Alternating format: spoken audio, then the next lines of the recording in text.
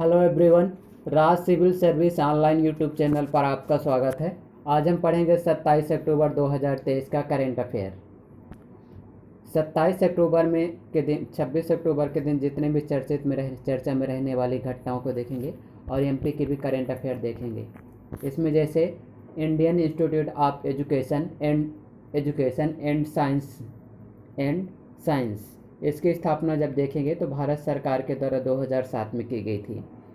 तो हाल ही में प्रधानमंत्री जी के द्वारा एक अम्ब्रेला स्कीम की शुरुआत की गई है। इस अम्ब्रेला स्कीम के अंतर्गत इसके 3 कंपोनेंट रहेंगे। प्रधानमंत्री आदर्श ग्राम स्कीम, अनुसूचित जाति उपयोजना को विशेष सहायता और बाबू जगजीवन राम छात्रावास स्कीम को इसमें शामिल किए गए हैं। कॉग्निटिव कंप्यूटिंग के संबंध में निम्नलिखित कथनों में पर विचार कीजिए। कथन नंबर 1, जो कॉग्निटिव कंप्यूटिंग होते हैं तो मस्तिष्क की जो कॉग्निटिव क्षमता रहती है उसको स्टडी करने के उद्देश्य से इनको बनाया जाता है। ये एक ऐसी प्रणाली है जो उन्नत प्रौद्योगिकी के माध्यम से मानव विकास प्रक्रिया का अनुकरण करती है। और कथन नंबर 2, यह आर्टिफिशियल इंटेलिजेंस का इसमें उपयोग नहीं किया जाता। तो इसका सही जवाब होगा ऑप्शन नंबर 1। कॉग्निटिव कंप्यूटिंग के संबंध में जो हाल ही में जो चर्चा में रहा तो कॉग्निटिव जो कंप्यूटिंग है इसके अंदर एल्गोरिदम का उपयोग करके इसमें आर्टिफिशियल इंटेलिजेंस इसमें शामिल होगी। तो देखें, हाल में प्रकाशित एक रिपोर्ट के मुताबिक वैश्विक संगणनात्मक कंप्यूटिंग बाजार का आकार 32.8 बिलियन अमेरिकी डॉलर तक पहुंच गया है। जो कॉग्निटिव रहता है ये मानव द्वारा कॉग्निटिव कंप्यूटिंग मानव मस्तिष्क के काम करने के तरीके की नकल करने का एक प्रयास है। मानव मस्तिष्क किस प्रकार काम करेगा उसकी नकल करने का एक मैनर है। यह एक ऐसी प्रणाली है जो उन्नत प्रौद्योगिकी के माध्यम से मानव विचार प्रक्रिया का अनुकरण करेगी। ये इसमें कृत्रिम बुद्धिमत्ता और अन्य प्रौद्योगिकी जैसे machine learning, speech recognisation, deep learning आदि का इसमें अध्ययन किया जाएगा। समाचारों में रहने वाला आदि महोत्सव का निम्नलिखित में से किस संगठन की पहल है? तो इसका सही जवाब होगा ऑप्शन नंबर बी, भारतीय जनजातीय सहकारी विपणन विकास महासंघ के द्वारा। जो ट्राइफेड इसकी स्थापना 1987 में की गई थी। और इसका वर्तमान में जो हेडक्वार्टर है नई दिल्ली में है। इसकी स्थापना करने का मुख्य उद्देश्य ये था कि भारत सरकार का मानना था कि जितने भी जनजातीय उत्पाद हैं, जनजातियों के द्वारा वनोत्पाद हैं, वनों में उत्पादित होने वाले प्रोडक्ट को एक बेहतर तरीके का मार्केट प्रदान किए जाए। तो यह मार्केट प्रदान करने वाला एक मंच का काम करता है ट्राइफेड। अगर इसके कार्य उद्देश्य क्या क्या होंगे तो कार्य उद्देश्य यही होंगे जो कि जनजातीय उत्पादों को संरक्षण करेगा, उसको मार्केट प्रदान करेगा, बेहतर कंपटीशन बना के रखेगा। पोबितोरा वन्यजीव अभ्यारण्य किस राज्य में स्थित है? तो इसका सही जवाब होगा ऑप्शन नंबर ए, पोबितोरा वन्यजीव अभ्यारण्य असम राज्य में स्थित है। चर्चा में रहने वाला नैनो यूरिया की सबसे अच्छी व्याख्या कौन सा कथन करता है? तो इसका सही जवाब होगा ऑप्शन नंबर 1, खेती में दक्षता बढ़ाने के लिए बनाया गया एक प्रकार का फर्टिलाइजर है। 2018 के आसपास भारत सरकार की एक मान्यता थी या कहना था कि 2022 तक किसानों की आय को इनकम को 2 गुना कर दिया जाएगा, लेकिन ये जीवन में कभी संभव नहीं हो सकता। तो 2022 तक अभी हाल ही में जैसे बार्कलेज एक रिपोर्ट के अनुसंधान में यह भी देखा गया है कि 2030 तक भारत विश्व का तीसरी अर्थव्यवस्था बनने जा रही है, इंडिया इकोनॉमिक्स। तो देखें, हाल ही में केंद्रीय गृह मंत्री अमित शाह के द्वारा गुजरात के गांधीनगर के कलोल में इफ्को के नैनो डीप प्लांट का उद्घाटन किया है।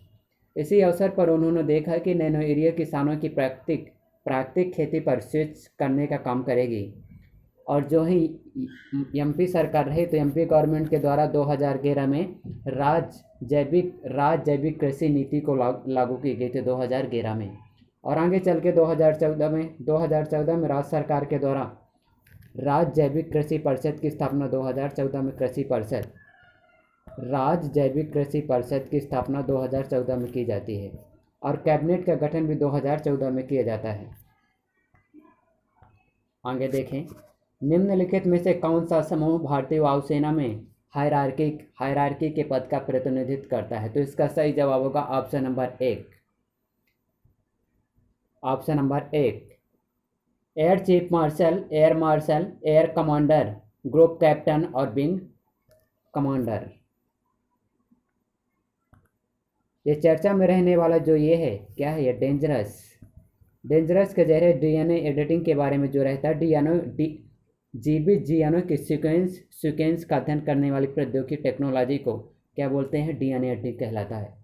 अब डीएनए एडिटिंग के अंतर्गत जितना काटपीट का काम करता है, काटपीट का काम करेंगे, तो उस काटपीट का काम करने वाला जो काम करेंगे कैंची है, आणविक कैंची। ये कैंची है, इस कैंची का नाम रहता है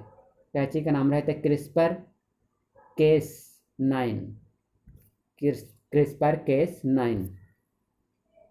निम्नलिखित में से कौन सा निवारक निरोध का सबसे अच्छा वर्णन करता है, सबसे बेहतर रूप से व्याख्या करता है? तो इसका सही जवाब होगा ऑप्शन नंबर एक।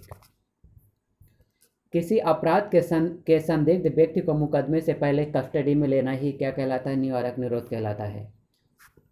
भारतीय संविधान के अनुच्छेद 22 नंबर में ही लिखा निवारक निरोध के संबंध में कानून प्रावधान किए गए।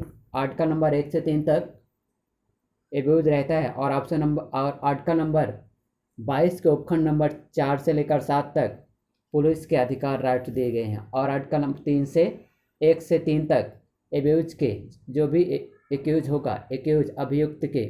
अभियुक्त होने वाले व्यक्ति के राइट का प्रावधान किया गया है। उसमें ये भी रहा कि भारत सरकार के द्वारा इसमें जैसा इसका उद्देश्य रहता है कि कानून व्यवस्था को कायम बनाए रखना। अगर इसकी जैसे गिरफ्तारी होगी शायद 3 माह तक होगी और यदि 3 माह से अधिक की गिरफ्तारी करना है तो इसमें एक सलाहकारी बोर्ड के परामर्श पर की जाती है और सलाहकारी बोर्ड का जो स्पीकर होगा तो हाई कोर्ट के अध्यक्ष शामिल रहते हैं। इसी को मूर्त रूप प्रदान करने के लिए भारत सरकार के द्वारा जैसे टाडा मीसा कानून लाती है। Maintenance internal security act Indira Gandhi के शासनकाल के दौरान लाया गया था। निम्नलिखित में से कौन सा कथन यूएस बॉन्ड यील्ड का सबसे अच्छी व्याख्या करता है? तो इसका सही जवाब होगा ऑप्शन नंबर सी।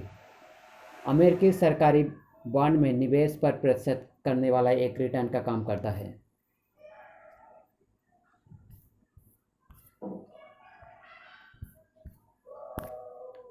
आगे देखें, जो IISC है, IISCER Indian institute of science education and research, इसकी स्थापना 2006 में भारत सरकार के द्वारा की जाती है, जिसका एक मुख्यालय यह एक ब्रांच भोपाल में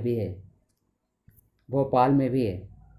तो ये उसके द्वारा जो काम किए गए हैं ये उसका जवाब है। तो भारतीय विज्ञान शिक्षा एवं अनुसंधान संस्थान भोपाल के द्वारा भोपाल के जितने भी शोधकर्ता रहे उनके द्वारा सफलतापूर्वक चुंबकीय नैनो कणों का उत्पादन किया गया है। नैनो कणों का विकास किस काम में इसका प्रयोग किया जाएगा? तो इसका सही जवाब होगा प्रकाश प्रेरित नमक को हटाने के लिए। जैसे समुद्री जल रहेगा, समुद्री जल को शुद्धिकरण के लिए प्योरिफिकेशन करने के उद्देश्य क्या करेंगे? ये नैनो कण का निर्माण किए हैं। अगर देखें 2022-23 में भारत सरकार के द्वारा जो इंडिया इनोवेशन इंडेक्स जो जारी किया गया है, उस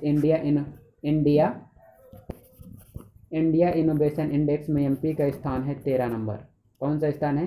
30 नंबर का स्थान है India innovation index. Exclusive economic development सतत विकास इंडेक्स के अंदर अगर जब देखें तो एमपी का स्थान है 13 नंबर का। तो देखें आगे, प्राची यादव का संबंध किस खेल से है? तो इसका कैनोइंग से। वर्तमान में होने वाली जैसे कैनोइंग, मध्य प्रदेश की प्राची यादव चीन के होंगझोउ में होने वाले कैनोइंग में गोल्ड पदक जीता। प्राची यादव का संबंध वर्तमान में ग्वालियर जिले से है। प्राची यादव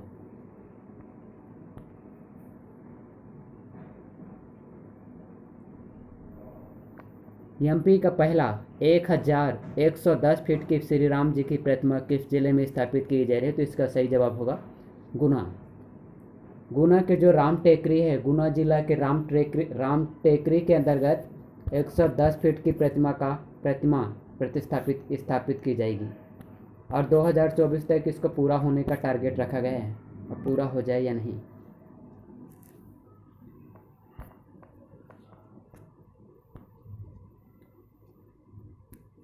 जबलपुर में बनेगा 8 एकड़ में खुलेगा एमपी का पहला Jagat Gurukulam.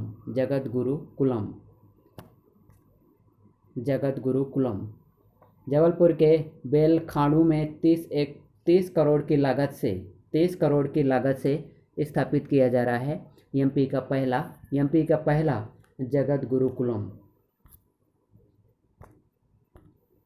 Indian Oil chess for freedom जीतने पर बाल संप्रेषण गृह भोपाल की टीम को किया गया सम्मानित।